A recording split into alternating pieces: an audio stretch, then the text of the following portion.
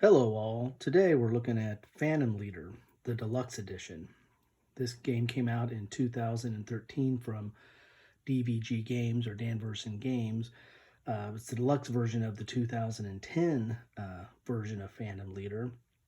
The reason I'm just picking it up now is I'm used to playing my Thunderbolt Leader Apache, the original edition that was done for GMT Games back in 1991, and I wanted to start exploring the Leader series that has several titles now, including Modern Combat, World War II Combat, and actually a new one coming out for World War II Zero Leader from the Japanese perspective. So let's take a look in the box.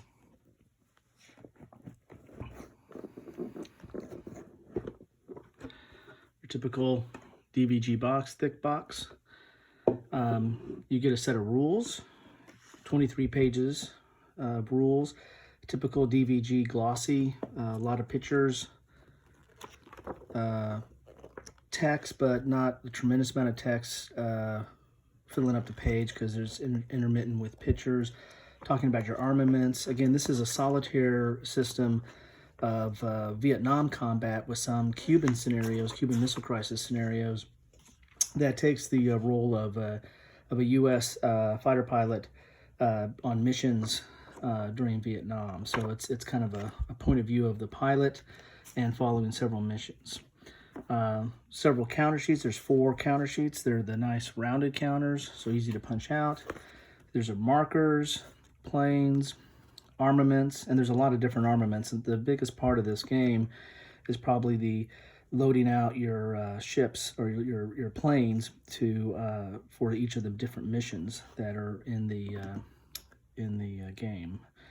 These are different markers, and then these here are your targets and the facing of where you can attack or where they attack from.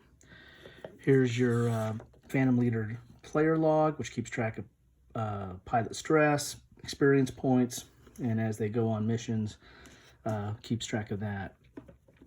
There are 8 missions that come in the game. These are good card stock, printed on one side. And as I said, they're Vietnam era missions with some, you see here, the Cuban Missile Crisis. This has all your information to do the mission and to do, campaigns in these different missions. There's stuff for recon, intel, political. There's a political element to this, on kind of choosing which missions you want to undertake. So you got 8 of those, which are probably more of campaigns than necessarily missions. Then you have player rate here that talks about your starting operation points, your stress accumulation, banded movement, experience, aircraft sequence. Again, one-sided card stock. Then you have your mounted board, which is a tactical display, which you put your target in the middle of whatever the mission is, and then the bandits and the defenses will be set up around that. Target deck, event deck, your aircraft pilot cards, and your sequence of play. And as with any solitaire game, it's a pretty well programmed sequence of play. Then the big part of the game is the dice, right? The big part of the game is the cards. And so there's several different cards. There's 338 cards, I believe, full color that talk. These are the aircraft cards. And, you can advance up your pilots, and they get better over time, and they get a little bit better abilities and able to interact with the enemy. But there's several different cards for the pilots. And then, of course, you have target cards as well. And event cards that really kind of drive the mission. You're going to be focusing on a specific target, and once you complete that target or that mission, you'll proceed to the next, and then that'll be all part of the campaign sheets that we looked at earlier. So a lot of cards, as you can see, a lot of aircraft, and here's an example of a target card here.